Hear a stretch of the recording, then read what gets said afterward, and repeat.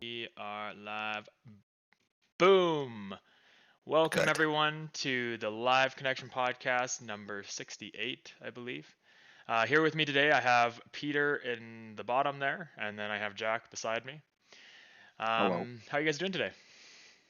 I figured Great. out how to get the light to work, the lighting to work. I just have to sit in total darkness, and I guess that's better than actually having the room illuminated. I have a very similar issue. Like this is the only lamp, the one right above my desk, that can like light up here. That lamp on my fan light does nothing. It makes everything 10 times worse.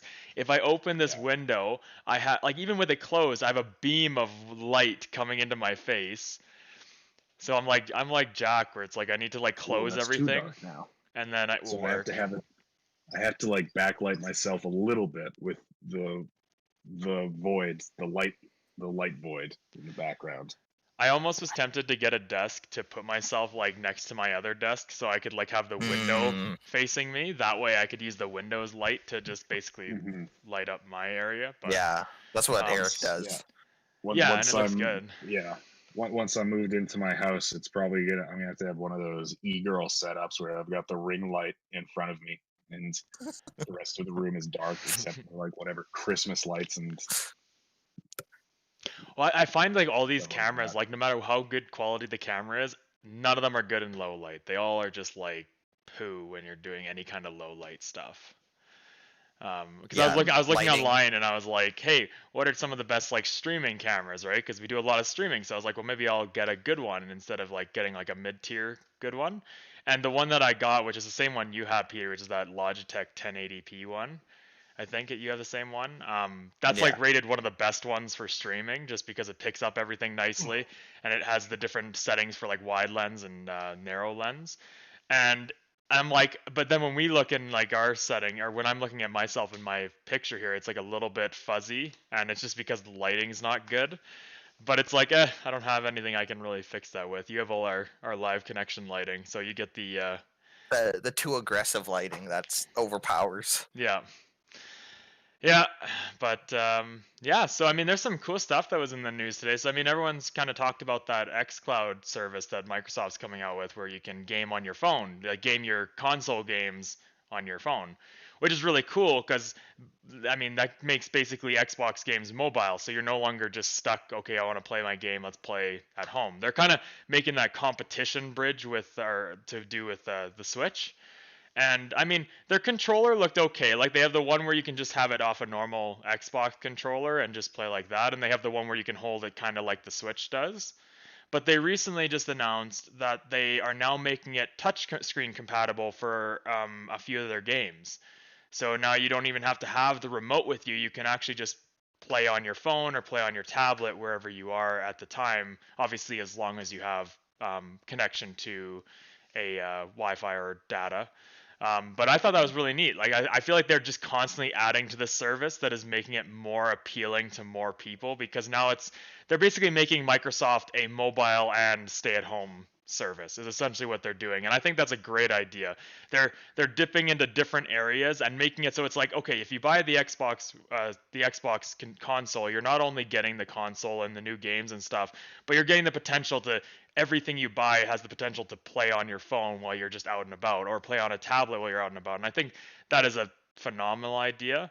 It's almost like they're trying to tackle a bunch of niches that weren't really being addressed by the major consoles besides obviously Nintendo, but Nintendo's always been known for their consoles mobility and everything, right? Like they never were just a stay-at-home company. They've always had their mobile service essentially.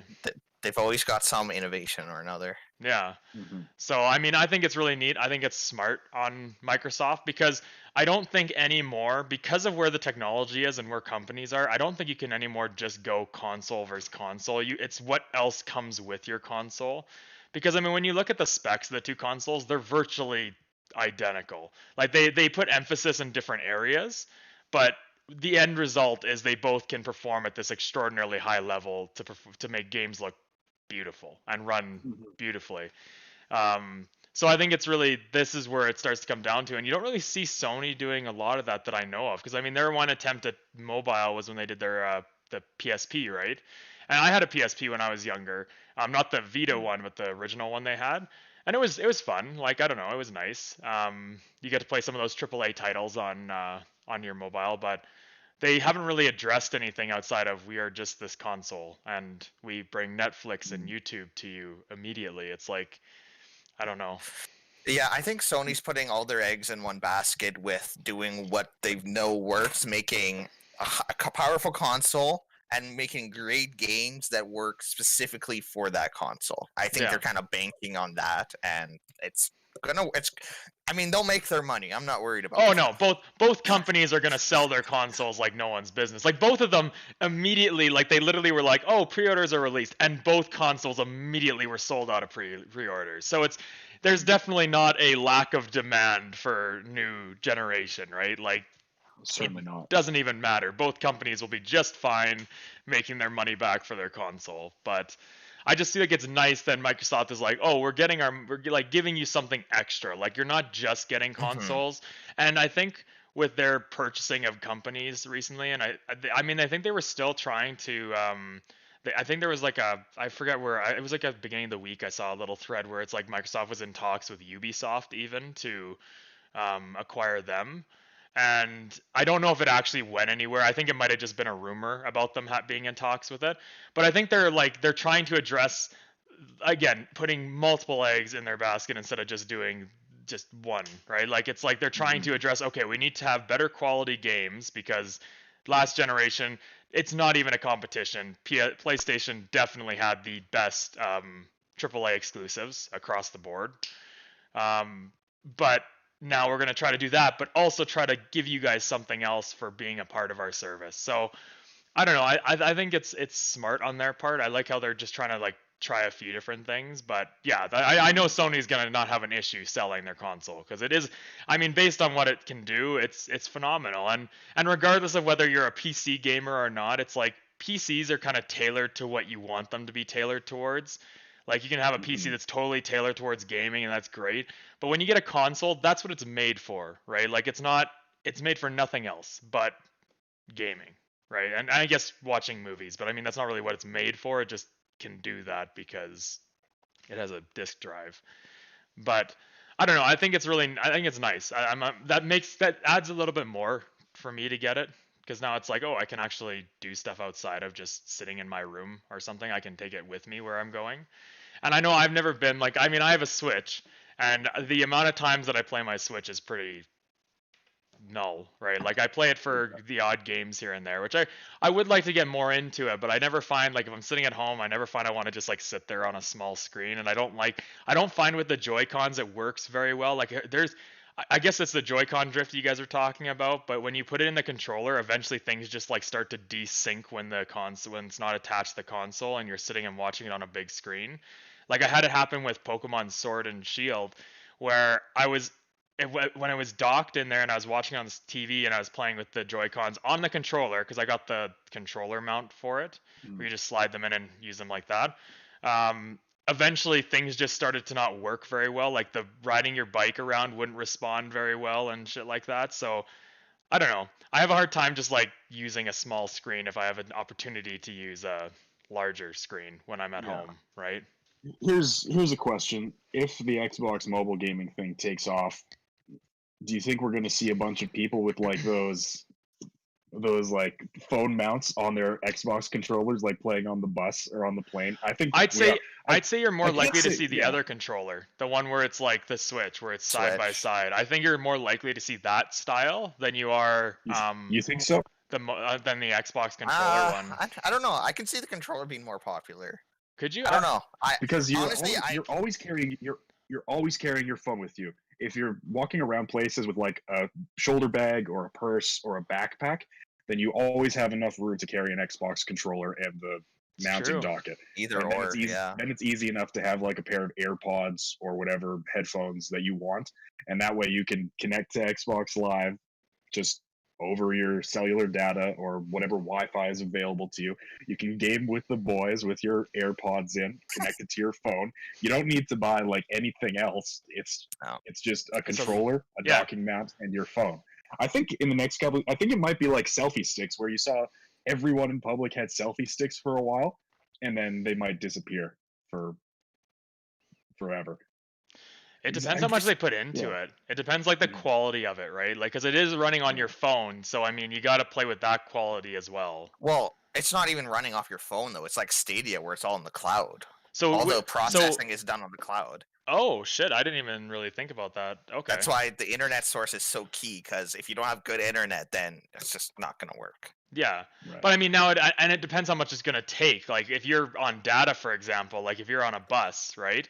How much of your data, like how much of a data pig is this gonna be for you when you're riding around? Like, is this gonna take up excessive amounts of data? Because then you're gonna turn a lot of people away from it. Because I mean, even for like it's expensive when you start getting into the big plans that are like unlimited datas or things like that. Like you're paying for it, so it's like, am I willing to pay that extra bit to cover the ability to game, or are they doing it in a way that it's taking minimal data to play because you're not really like, you're just connecting to the cloud, right? You're not really, are they using it as the like processing that information?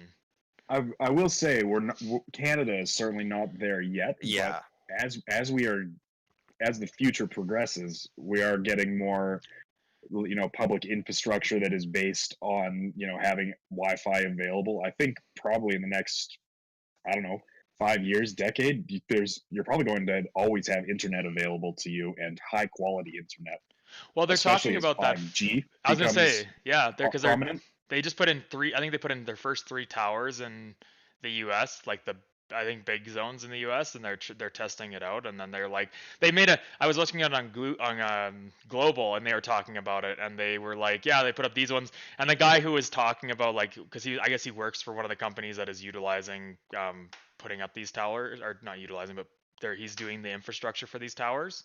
Um, he was saying it's like it's not going to be there like now, like you're not all of a sudden everything's 5G. He said it's going to take time because these towers require more power than the current um, um, uh, what am I looking for, data towers or Yeah, cell LTE. yeah, I don't know what I'm cell towers or whatever. So I mean, I agree with you, Jack. Like that's a fair point. Like once because they said 5G is almost is an intense game changer compared to even LTE, which LTE when it came out was already a big jump. Because Yeah. I mean, anytime now it's funny when your phones because when you go and you look at your phone because it'll adjust right like what's available Yeah. to it. So it'll switch down to 4G or it'll switch down to 3G. And anytime you're in Whenever 4G, I'm just like, this is the slowest shit ever. What is wrong? And that used to be like the gold standard. I I'd rather not have a phone than have to go back to like 3G. Oh, it's Like horrible. it's It's so waiting is true. worse than not having access to something. Yeah, because But at least yeah, you're not getting your hopes up. Period. As soon as you see data, anytime I see data and it's like, oh, you have data and it's 4G, I'm like, well, I might as well not try because it's not Yeah. gonna load. It's gonna fucking take forever. Yeah. But yeah, no, they are talking But, about 5G, and it sounds like that's a huge game changer for it. Because they were but talking about they wanted to get it up and going here, because they're doing their, I guess NASA was talking about they're working with Bell to basically have that connection between when they do their moon-based landings they're trying to do there. They're trying to make it so they can have that quick connection between the two. And they want to utilize 5G. So if that's the like power of 5G, that's pretty impressive, right? To have like they're trying to make it. From what I was reading on the article from when I was looking at NASA's website, they were basically trying to make it so it's like instant, as quick as you would if I was to call Peter right now. Right, I could just text or call Peter, and it'd be the same thing as if Peter was on the moon and I was texting and calling Peter on the moon. So I mean, that's pretty powerful for just like an everyday use kind of technology, right? And that's pretty crazy to me. it's strange to think, but I think pretty soon. I mean, maybe not pretty soon, but next couple of years, we are going to see that switch to 5G because I've known some people who like gone on vacation in Mexico, and I guess Mexico has a pretty good like cellular infrastructure, Hmm. at least maybe in like the tourist hotspots. And apparently 5G is like abundant down there, and people are like it is a game changer apparently. So Well, every that's time they up pretty. it, it's crazy. I mean, you look at the internet providers, right? Like they keep going from like, I mean, it was if you said like a couple years ago, you're like, yeah, we're gonna have gigabyte upload or download speeds and shit like that. That's crazy because you look at games like if you truly can, like right now there's still struggles because I know like even I like Jack Ron has gigabyte Shaw internet, right? But he never Mhm. like for whatever reason I still have better internet than he does, which shouldn't be because I'm Shaw 600 and he's Shaw Right. like one like gigabyte fiber. So I know they're still having issues with it, but once they like get that down, that's pretty huge. Because I mean, games are you could have a game that's 125 gigabytes and it takes literally 125 seconds to download, right? Yeah, If you get a really good switch and get it going. So I don't totally. know. I like the way they're going. Like it's interesting because we're now in that time period where it's like before it would take like a century to do a big upgrade and now it's like every decade we're getting something massively different that's improving on what we have already, right? Which is For crazy. It's so sure. cool to watch. It is. It's a crazy time to be alive. Technology has advanced more in the past 100 years than it did in the previous 1,000. Yeah, yeah, And it is we get to be insane. we're alive at a weird time where we get to see all of that happen. Oh It's man. nuts. We didn't see the invention of the car, but we saw pretty much everything that came after. Yep. Well, shit, It's it's weird. like we've gone through so many generations of phones. Like we had the back to the flip phones and everything, and then we had the slide phones, and then we moved up from there to touch, like the original touchscreen phones, which were these like dense The bricks. tiny. Yeah, Yeah. and there was just, and now we have these phones that can pretty much run just as good as your computer can for searching up shit, and it's so accessible. Like everything is just so accessible to us now. It's crazy. I went from having a slide phone to a touch screen in the span of like 3 years. It was crazy. Oh man, we That still same have. technology in the early 90s, it would have been a massive brick to a slightly smaller brick. Yep. Oh, I still It did nothing but send and receive phone calls. I looked upstairs because we have like a drawer that has like a bunch of old phones and stuff in it, that because before they actually had that trade-in stuff, you would just keep your old stuff, right, as soon as you're done with it. So we still have we have like the old Motorola Razr flip phone. We have the Nokia flip phone. We have the Nokia one that you like push up and then you can like type on the keyboard that's underneath, and Yeah. it's that phone. It still ran. I turned it on the other day, and that Motorola Razr still fucking runs. That thing's like 20 years or older than that, probably like 25 years old, and it is just boogieing along. Still got its good brick breaker game on it. That's the important part. That's important. Good job, Motorola. I think it's interesting that now, like, some companies are now developing flip phones again, like with today's technology, you know. Yeah. Well, I mean, let's be honest. Like this is super vulnerable, right? Like when if you drop it, you have a whole glass screen that's just waiting to crack. Whereas like your Razr phones and stuff like that, your flip phones, you could basically run those things over with a car and you'd be fine. Like it was indestructible. But is that because they were bricks? No, the Razrs were thin. Were they? Yeah, the flip phone Razrs are just as thin as this phone is. But like I remember that phone, if you dropped it, it was like, oh no, I dropped my phone.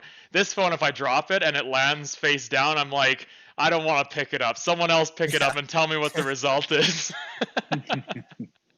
So I mean, it is a protection thing, right? Like if they can bring it back but have this kind of technology on it, it'd be cool.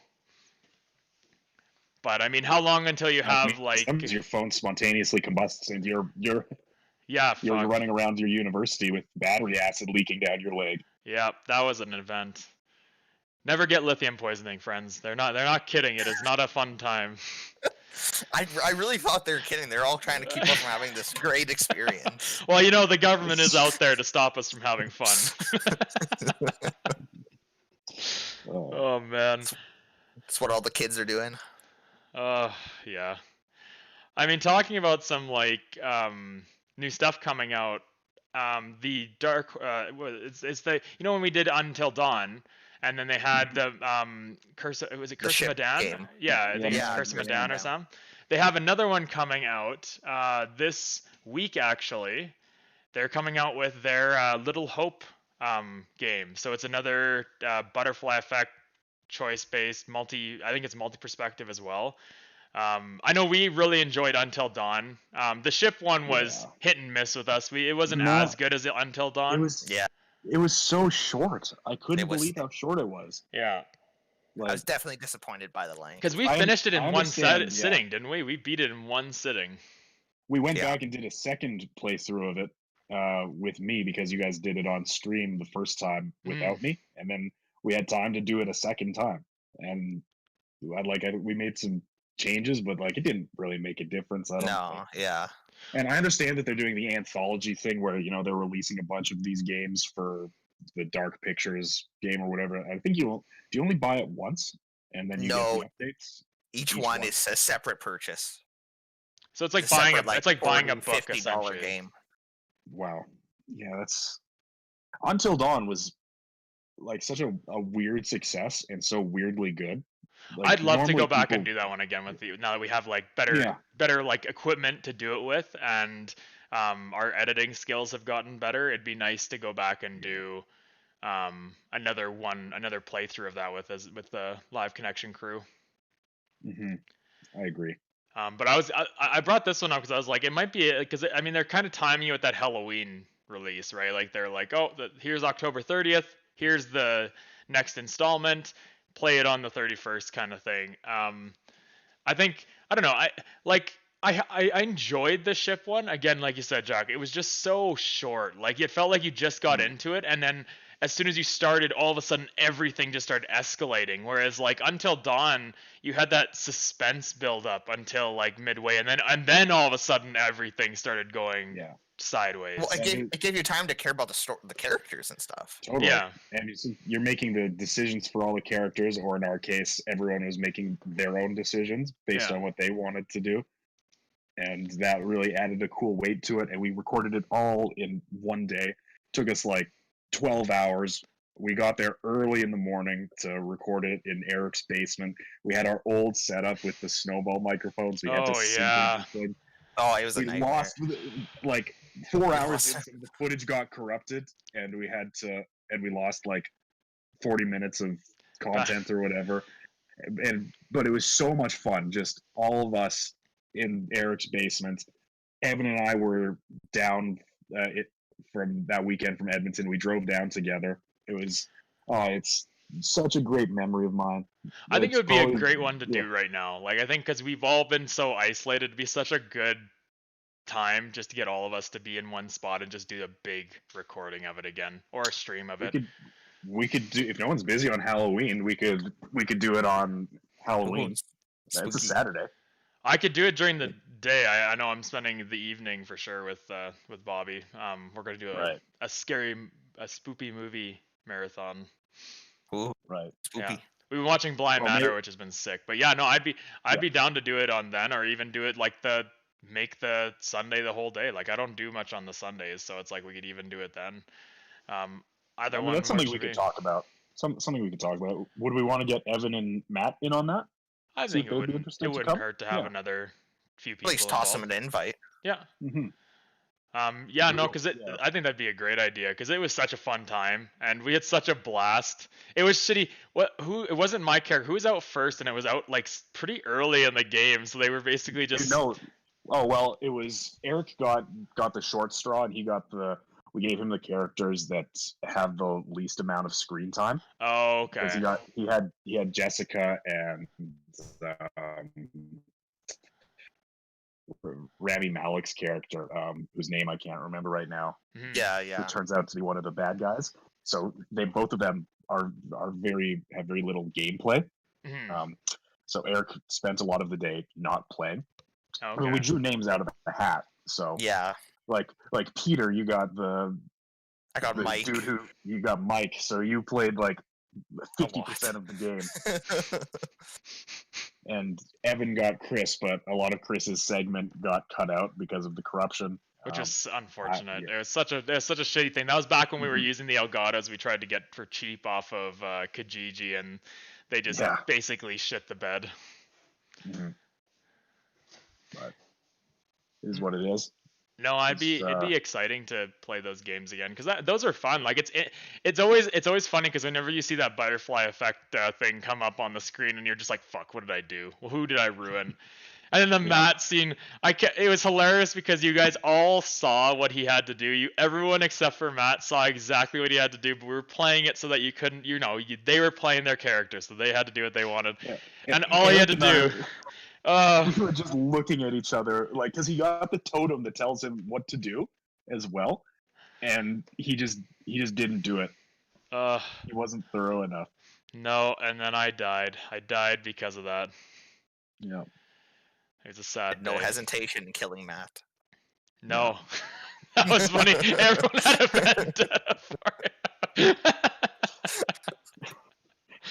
It's Oh, just a man. prank, bro. Oh man, that's so good. That was so good. Yeah. because we recorded it in like late November, I think, and when we started releasing episodes, it was January. and I got a bunch of them queued up because I was still doing all the scheduling back then. Mm. So I watched them so many times, and then the episodes that hadn't come out yet, because you guys are still doing the like taking turns editing things. So Mm. like so everyone edited a few episodes, I think. Yeah. Yeah. It was crazy. Oh, so many good moments. But I was in Austria that January, so I remember like watching them in my hotel room, just like, oh, I love this so much. It was on my phone, like, oh, what's happening next? And oh, just such good memories with that. I Wish I could say the same thing about Man of Medan. Yeah, that one just wasn't. It didn't hold up to the Until Dawn. I feel like it's tough though when you have a game like that that was so well done, so well Mhm. produced, and then you have a game that it wasn't bad. Again, it just everything happened so fast. Like it like here's the beginning, here's the middle, here's the end. You're done. Good work. Congratulations. And the twists fall flat. All of the Yeah. like stuff where it's like you've been kidnapped by pirates doesn't matter at all, really. Yeah. It's like they set up the atmosphere really well in the beginning, like, ooh, spooky ship, and then it's like it turns out to be like there's a scientific explanation for it or something like that. It's like Yeah. there's chemicals on this old ship that make you hallucinate or something. I don't remember. It what was something like that. It was yeah. along those really lines. lame. Well, because they made it like here's these coffins, and they were like, ooh, spooky coffins, ghosts, ooh, and then it was just like Mhm. they were just seeping out, yeah, a chemical or something from the. It was like a necrotic chemical or something that impacted Yeah. your brain. No, it'd I be think it good to was do that. Graydon. I Graydon played like the Iceman character in Man of Medan, and he just like he managed to escape at the beginning, then like didn't play at all the rest That's of the right. playthrough. He got on the boat and escaped and went and got the Navy. Oh yeah, because then he was laughing because he came back. He's like, I'm here. But I think everyone else died. Yeah. You Yeah. guys all died on the ship. Oh man. No, it'd be good. I mean, it'd be nice to start doing some podcasts in person too. Get the Sunday morning Yeah. crew over there to do them because I like these are great, like these online ones, but it's always better when you have that in person and you can kind of just then Peter can utilize his TV and bring shit up so we can actually look at it and all that kind of stuff. Because I I mean, get more technical difficulties. yeah, exactly. It's just better for everyone in the end. Yeah. But I mean, we got the couch over there, so we haven't been using it. So we True. might as well use it. Mhm. I was gonna say, with all the stores closing down for like furniture stores, it might not be a bad time to start looking at how much it would cost to do like a smaller two-person over there as well. Just because, yeah, you have so many home outfitters that are like just home building stores that are closing down, so it'd be good to see what they got. Mhm. But yeah, no, it's For gonna sure. be interesting. It's gonna be interesting how things go.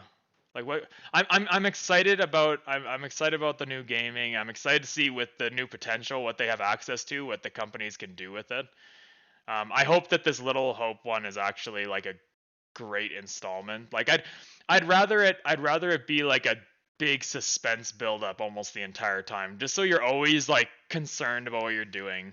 Instead of doing like again what they did with this one, where it was they basically blew the story almost immediately. They were just like, oh, Yeah. here you go. Like if you're gonna do like something like Man of Medan where it was smaller like that, they almost should have done it in like a Telltale style, where like you Mhm. buy like the $80 pass and you get like 2 or 3 of these small experiences. Yeah, or rather than at paying least give you that $40. option, right? Like at least be Yeah. like, okay, you're supporting us early, then here's a slight discount on the whole thing, just because you guys are buying all three of them automatically. So it's, I don't know, it would be nice. I agree to do something like that because it's a series. It's like when they do game passes for, or sorry, season passes for games, and then it's like, oh, here's all this DLC. Like a good example is I think Civilization actually did it. One of the best ones that I know of is they basically did their Frontier Pass, and you got a ton of content with it. Like it's basically what they've done is like you pay for the Frontier Pass. We're just gonna keep coming out with stuff, and you get access to this like right away. And they'll introduce new civs, they'll introduce new game modes. They introduced an apocalypse game mode. They introduced these cool thing where you can have orders. So you have like different orders that are like secret societies that you can found by Ooh. finding barbarian villages or finding encampments or sorry, not encampments, just regular villages, and it's really cool. They add pretty interesting bonuses to it. Like they have a vampire one, which is really cool, a vampire cult one. They have basically an order that's like kind of the an economic superpower, but they work in the back, so you get a bunch of economic bonuses to your entire civilization. It's really cool. Like, I don't know. I think that's a good way to do it. I think that's one of the best Did you ways say to do this it. is a Halloween event for Civilization? No, it's just a frontier pass, so it's their DLC. So when Peter was talking about Gotcha. buying it once and then you get a whole bunch of stuff with it, I think Civ did that, one of the best of that I've seen, where it's like Gotcha. I think the frontier pass costs like 40 or 50 bucks, and then you get like a ton of stuff. Like it used to be before, where it's like every Civilization DLC was like 50, 60 bucks, because they do put quite a bit into it when they make new add-ons. But it was Mhm. really cool to see that they basically were like, you know what, we're gonna reward our fans, and we're gonna do this one thing, and you get a whole ton of content with it. Like I haven't even had a chance to utilize all the content, and I play that game pretty. I'd say like at least once or twice, at least once a week. I'd turn it on to play Yeah, my Civ that I'm doing. So I for don't know. sure. It's one of those things where it's like I feel like that's where they should have definitely gone with it, Peter. Is they should have like, I okay, pay for it, support us now. You can buy, like, if you don't support us now, have like a time frame. It's like, okay, before the games come out, you can buy this pass and you get all three of them or all four of them or how many they're planning on making. And then if you don't buy it before it comes out, then okay, then you have to pay for each individual one, because they gotta, they have to add some sort of incentive. Options. Yeah. So I think that would have been a great idea for it. hmm Yeah, it makes me concerned for the Dark Pictures Anthology or whatever the fucking name of that thing is, because like if they do that with the first installment where they kind of bungle the story and kind of do it in a suboptimal way, it makes me think they're just going to do it for every episode that they release, you know. And I dislike it when horror kind of pulls the red herring where it's like, oh, it's supernatural, but there's actually scientific reasons for it type deal. And I think um, I think Until Dawn did it in a really interesting way where the red herring is a really good payoff, because you find out that Josh is doing his prank where he's in the clown mask and fucking with his friends. But then there's also the actual supernatural elements of the Wendigos, which you don't really see coming. You kind of get tastes of it Yeah. through foreshadowing and stuff that's happening. But when you actually find out, oh, there is a threat on this mountain, it's done really, really well. Yeah, Yeah, they almost definitely. they disguise the actual plot using a Exactly. yeah, they're basically like, oh, just kidding, it's not actually there, and then boom, all of a sudden you have new stuff that's like, oh shit, that wasn't you. Exactly. I really hate it. Horror movies are really bad about doing stuff like that. I wish that horror movies stuck to their guns more. It's like either it's supernatural or it's not supernatural. Don't try and pull the wool over my eyes. A That's why really bad one is The Witch from A24 yes. Studios, where Mhm. where it's like really great movie, beautiful, but at the ending, like because they're setting it up in such a way where it's the Puritan background and all of this like paranoia around the devil and stuff like that. And I was thinking as I was watching it, it's just their paranoia that's causing all these bad things to happen. There's not actually the devil in the woods. That's actually a really good story element. And then at the very end, the teenage girl walks off to join the cult. And like, oh, it actually was the devil the whole time. I wasn't smart for figuring it out. See, to me, that's why I've started to realize that a lot of the horror genre that I like is more that gothic horror genre, where it's like Mm-hmm. it's more suspense based. It's more like we're not going to directly show you what's happening, but we're going to hint towards things. Like you got to really pay attention, like things in the background. It just makes you feel uneasy, and I feel like that's the best horror movies, because then you really get into it and you're actually like, oh shit, if they do a jump scare here and there, it actually is impactful. It's not just cheap. They don't just throw it at you. For sure. So I Yeah. think that's more. I wish, and that's where I found Until Dawn was more like, where it wasn't like it was kind of that constant build up. Like even after they unveiled that the Josh's prank, it still was building up, and it's just like Mhm. it's like they gave you that slight, oh, it's okay. This is nothing's happening. It's just a prank, and then it's like boom. So I think I think that's where more like those horror genres are to me truly where horror should be, not just cheap. Here, take this jump scare, take it, Yeah. consume it. Or Totally. like I've totally gone bored of horror movies because I feel like they're all the same, and a lot of them just don't do it well enough to keep me engaged. So it's kind of made me just turn them all away, Well, and it's other than shitty. like the few good ones like that you It's hear about. Yeah, and it's shitty because you have sometimes where they'll do great first installments.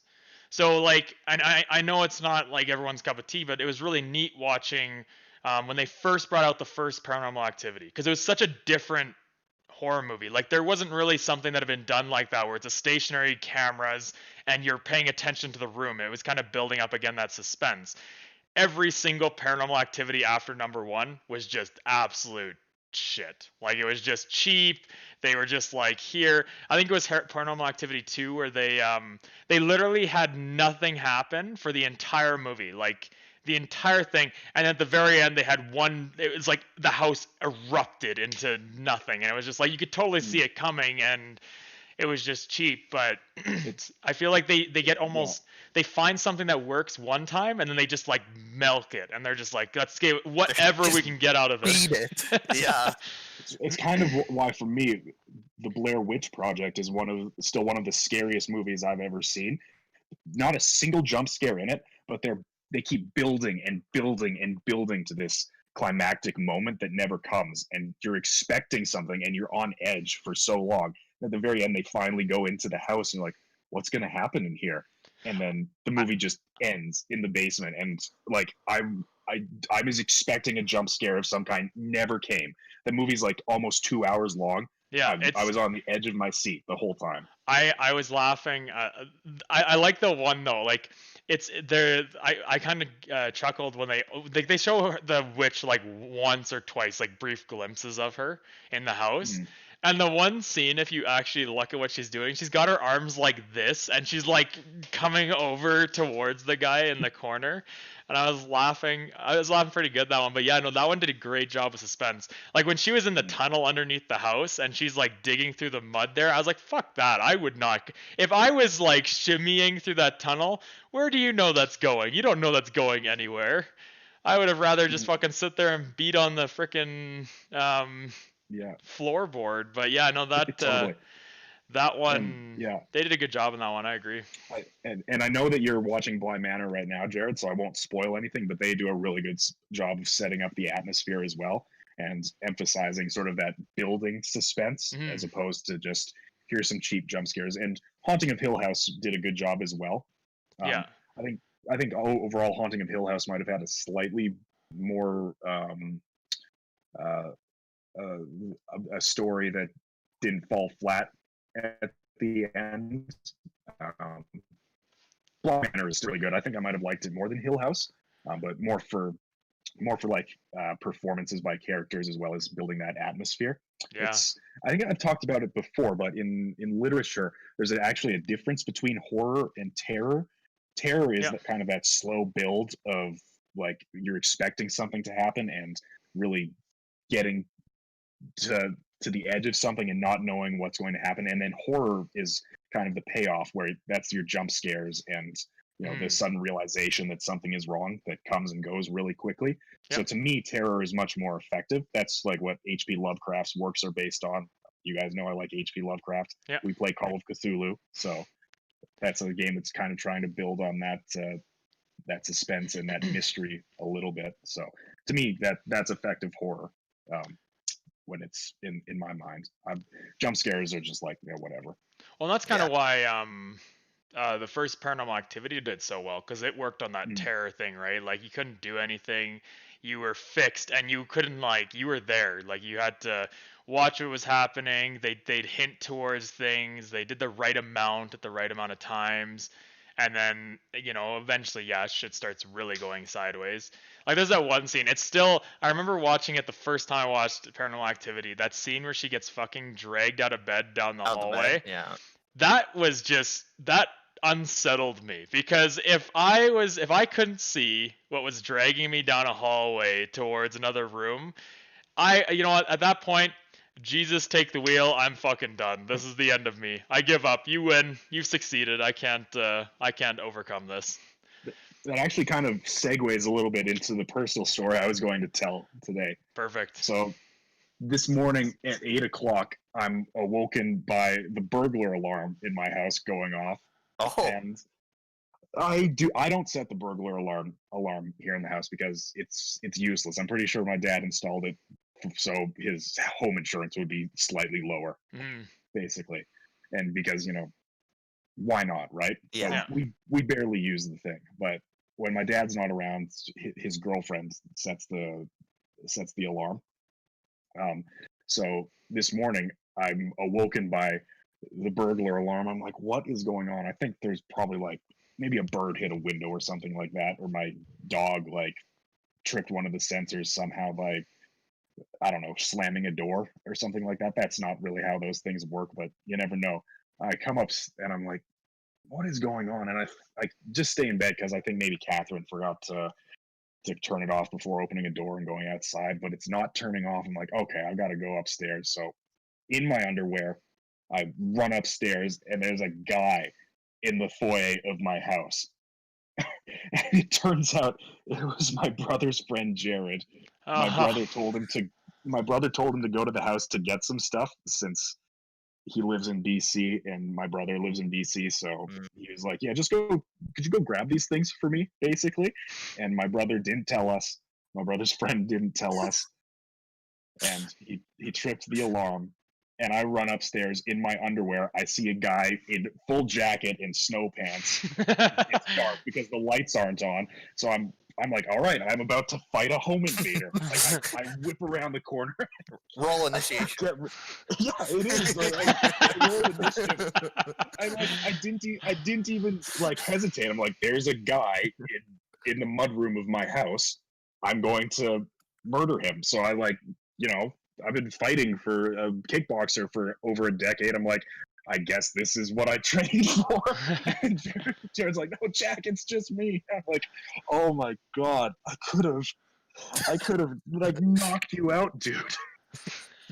And then for some reason, the burglar alarm in my mudroom wasn't working, so I had to go to my dad's room and turn it off there. And the best part about this, Catherine never even heard the alarm.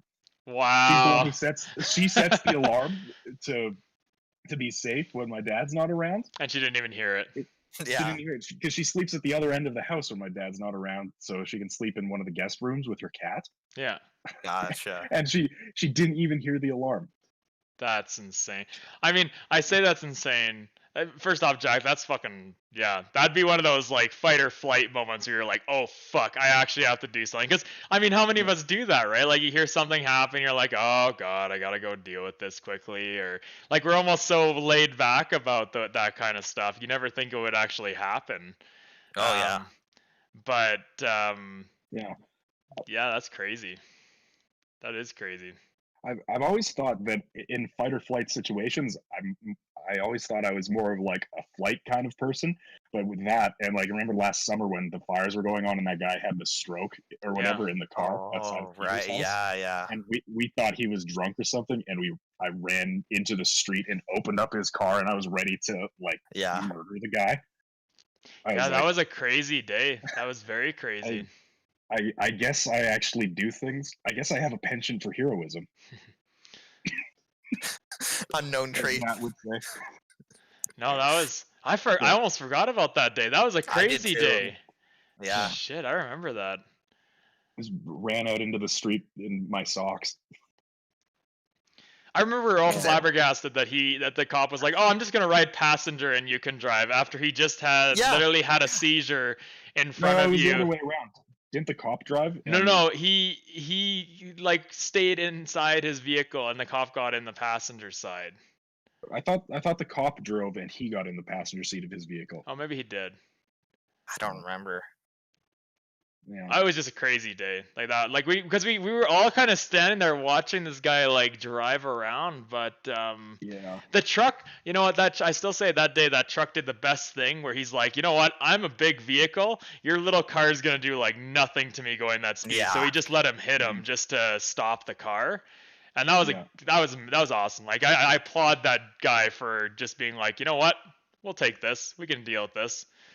It's still so funny to me because my instinct was to open the guy's door to beat the shit out of him, but once I saw that he was like seized up and not in control, I was like, Jared, we need you. Yeah. That was the end of it. The truck driver got out and actually did more. He put the e-brake on and turned the guy's car off and was like, in hindsight, I probably should have done that once I saw that this guy wasn't a threat. But I was just there to kick his ass. Yeah, I know. No fight. What do I do? Jack's penchant for heroism or vigilante of the streets.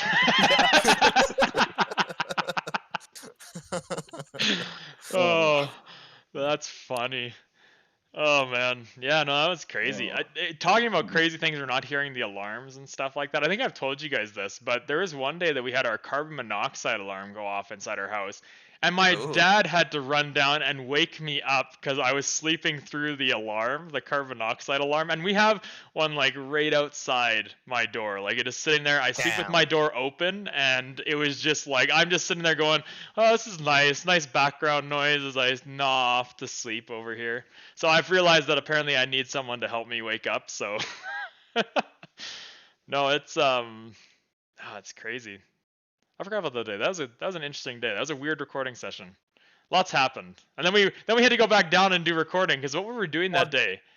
I don't remember what we're doing, but that's what I was trying to think of. Like, were we taking a break? Was everyone leaving? I'm pretty sure we were taking a break. I don't think everyone was leaving. Yeah. I think we were doing one of our longer recording sessions, and we decided, okay, let's go take a break outside and walk around for a bit, and then we just so happened. Yeah. What a weird. So weird because I like heard the tires screeching like blocks away and like someone screaming, and then it got closer and was like, what is going on? So I like yelled to the woman that was in the street trying to stop the guy, and she's like, I think that guy's drunk. I was like, all right, so this man has chosen death. I remember it was so weird because like the car went up on that like on that hill on the other side of the street from you, Peter, and it was like out of control. I was like, yeah, this guy's on drugs or something. There's no way that. Well, that was all of our first thoughts. Like we were like, oh shit, here we go. But I mean, it still was good that he was going so slow. Like regardless, it was good. It probably started when he was at a street light or something, and he went to accelerate, and it must have just happened. But no, that was I mean, it was scary for him. That would have been horrifying for him because it's not that he can't see what's happening. He's just can't control his body whatsoever, right? So that'd be horrifying because you're literally just sitting there going, I can do absolutely nothing about this. I wonder if he was scared when you ripped open the door and you're like, hey buddy. do you remember what I said? I don't remember. It was like, get the fuck out of the car. Yeah, I'm pretty sure it's something along those lines. What I said was I opened the car, I was like, you're fucking done. I like motioned with my thumb over top of my shoulder, and then I saw he was like holding his. At first, I thought he was like going for a weapon or something, but no, he was just seized up. I was like, that was when I called for Jared. I was like, I needed backup. Oh man. Yeah, there is that. I remember that one guy. It was like when I was helping the guy comes over and he's like, "We got to do this." I just took my first aid. I was like, when a guy's seizing, you just need to make sure he can't hurt himself. Like you don't want to do anything because those muscle contractions. If someone hits you with like a full maximal contraction of a muscle, it is like damaging. They were showing in my one biomechanics lab. We were doing tendon and strength, right? So. They basically what they do there is they'll get like a material that is identical to the matrix of like a tendon that you can utilize to show like the proper elastic properties and strength properties, and they basically attached it to two ends of a metal bar, and when they caused an action potential to contract the muscle, which was they basically used a fake tendon to extend it to both ends, and then they used a muscle they used like I think it was a rat muscle to do it. And they had an action potential. The bar bent as soon as it maximally contracted. So it's like that's amazing that your bones are strong enough to withstand forces like that. But it's crazy to think like if you get hit by someone doing a full maximal contraction, that's gonna hurt. Like I don't care who you are, that's gonna hurt. Yeah, because you can't actually like like do that just with your brain, can Normally, you? You yeah. need, No, it needs you to, your, you like, need your to. body won't allow you to do that. Yeah, because it's dangerous because it damages the muscle. Mhm. Like tendon, like that's Yeah. why it'll cause tendon ruptures, right? Because your tendon's basically like, okay, I can handle about 80% of you, and then after that, you're pretty much toast. Yeah, your body has reflex arcs that protect you from that. So like when you hit they do like the knee jerk test, and it causes your knee to Mhm. flex and stuff. It's a protection mechanism because there's an immense amount of force hitting the tendon. So the tendon's like, oh, flex, let's get rid of this, stop it, because it tries to like stop you from damaging your tendons. So your body Yeah. has basically safeguards against that. But when you're having a seizure, your body can't communicate with the motor neurons, so your body's all over the place when you're having a seizure. It's which is why they always say it's like, okay, just make sure there's nothing around them they can hurt themselves with, and then you just got to let it run its course. And unless the paramedics are there, because obviously they have more training with how to deal with it in other situations. But yeah, no, and then but that guy came in, he's like, I did first aid, let me get in there, and I was just like, for fuck's sakes.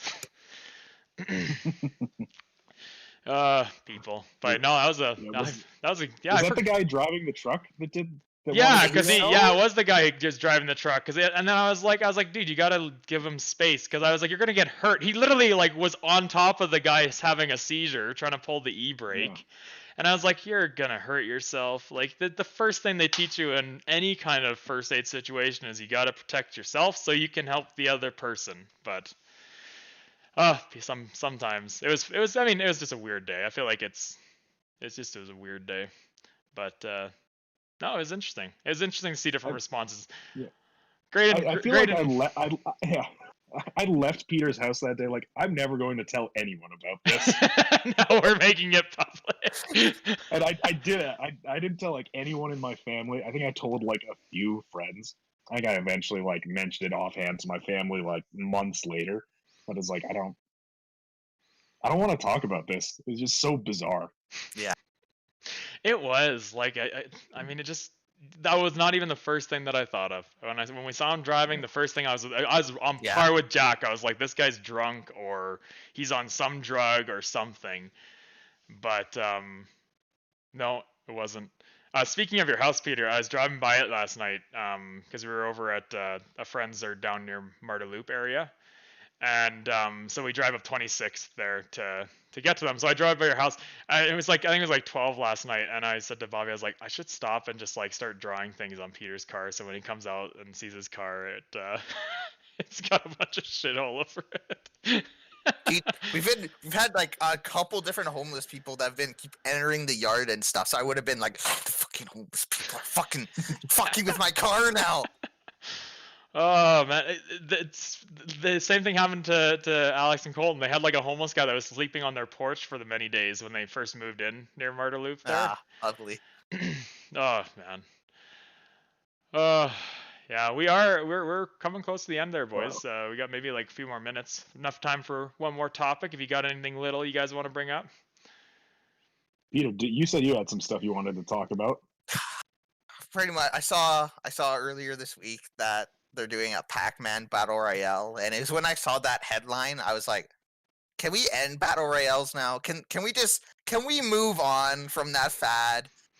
That was my breaking point.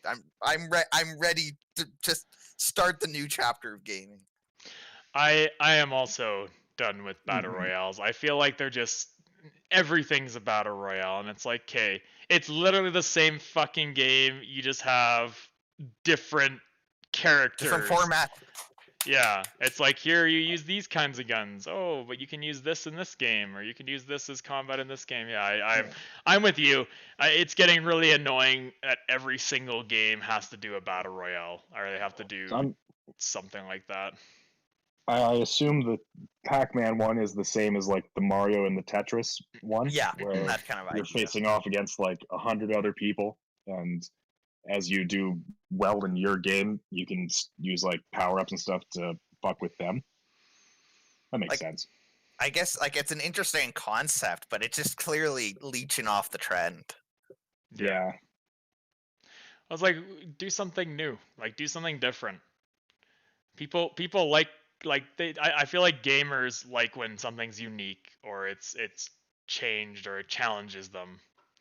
Mm. Whereas Well, but, I mean, nowadays, it's just not. Sure. Like battle royales are just the same thing, different pot of tea. So you have basically the same people just moving from different battle royale to different battle royale. Like, I mean, they had a Fallout one, but I think it blew up in their face when they did it for 76. I mean they've done enough with Warzone. I'd say Warzone is only successful, and I will always say only successful because Call of Duty has such a following behind it for people who constantly play that game. I think if it didn't have quite the following, I don't think it would bite as well. Mm. Yeah, just because it's Call of Duty and free to play, that's all people need. Yeah, because that's why Apex blew up, right? Is because it was free to play. Like it launched free to play, so. Yeah. I feel like if you said to someone, okay, I'm gonna release a battle royale game, but you got to pay $80 for this game. I bet you wouldn't do good. Well, even this Pac-Man one, it's like $20 US, and that's already like, why would I? No, thank you. Yeah. But it's so low effort for the developers because like Nintendo just released their like Mario one for like the 35th anniversary or whatever. Yeah, whatever whatever it is. that was. Is it like for Mario Maker type? It's like for the no, it looks like Mario Maker. It's a separate game. Okay. It's done in like the original Mario, like Super Mario style, Mhm. like the old blocky graphics and all that.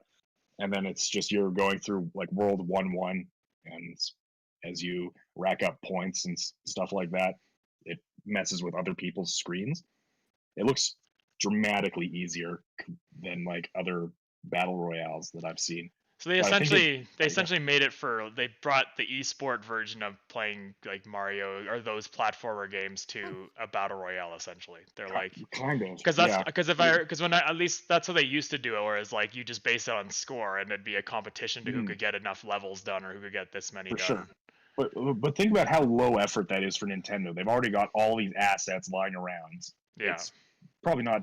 It's a small development team probably that has to put it all together in such a way that you're messing with the other people's screens or whatever. Mm-hmm.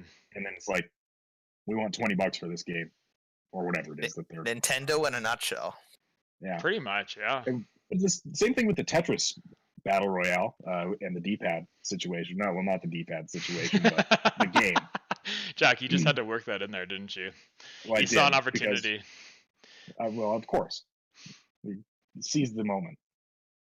Whenever I go to Polygon, my most viewed article on my computer always goes there. It's talking about the Nintendo D-pad. I'm like, yes, I know. I don't need to see it every time I type Poly into the search bar.